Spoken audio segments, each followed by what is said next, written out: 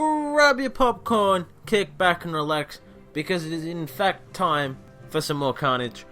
In today's video, we have yet another unboosted solo for the Operation Bottleneck. You can see my stats here, same combination as I normally hitting it with Tank Medic. So let's take a look at that. So, you can see that what's around. Normally this one shock damage amp would be a shock launcher. There is also normally boom cannons in the back. The boom cannons in the back isn't really an issue. It would have hit one or two more tanks than what I lost. So I would have lost a few more tanks otherwise. However, my kill spot that you'll see me at, it will hit a few tanks in the front, but the tanks that were in the far back, they would have been safe. So I still would have got the kill. It still would have happened fine.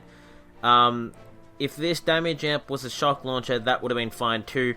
You'll see I used critters to distract those shock launchers at the start. To be honest, I didn't time them well, and I felt like it was a bit of a waste. So in the event that that's a shock launcher instead of a damage amp, I could have just dropped shock bombs.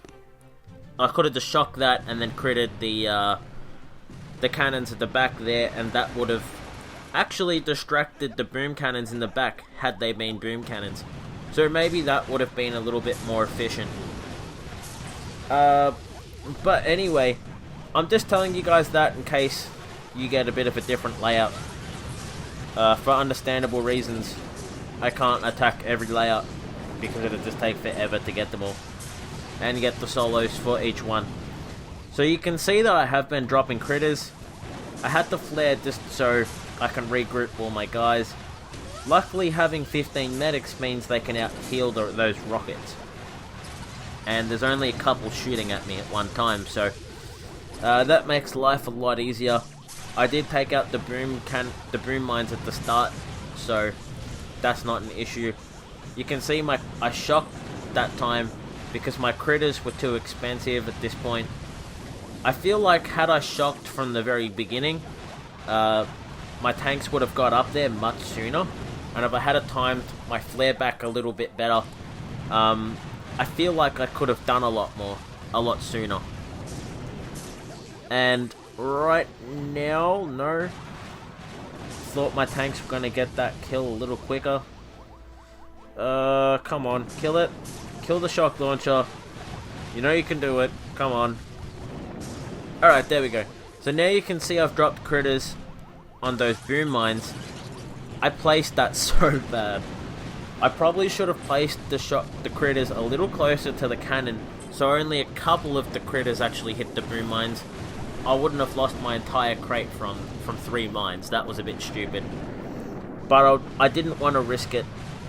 So at this point, critters, shocks were far too expensive. Barrage the only thing I could afford that made sense. So flaring back, you can see at that point when I was attacking that last cannon or so, if those were boom mines at the back, boom cannons at the back, I would have lost a few tanks. And there's a few tanks in the front here that I'd lose too. How many is there? Like 3? So I'd lose like 3 more tanks if those were boom cannons. But I feel like this is still a pretty sick attack. I mean, I can't be disappointed. I did get Dredge soloed. Not every day you can solo Dredge, especially with Tank Medic. I feel like I could have got away with like AZ, but I didn't want to risk it. I know AZ needs a lot of GBE, and I just felt like I didn't have enough to really justify it. So, you know, with the mine clearing, the smoke, and then you've got to somehow afford all these shocks, it seemed a little bit far-fetched. But there you go. I got the solo. So I hope you guys have enjoyed this. I know I've been posting a lot of Bottleneck unboosted solos as of late. But I hope this really helps show you guys the power of troops and just how much you can do with very little stats. I mean, even you lower level players, because I know there are some low level players that watch my content, I'm hoping that this helps you guys most of all, because high level players, I mean, they will be able to use this for top 50 pushes, because this will get you in top 50 if you can beat this with a 5-man group. And lower level guys, I mean, it teaches you a lot about attacking, and you'll probably be able to use that in your own ops.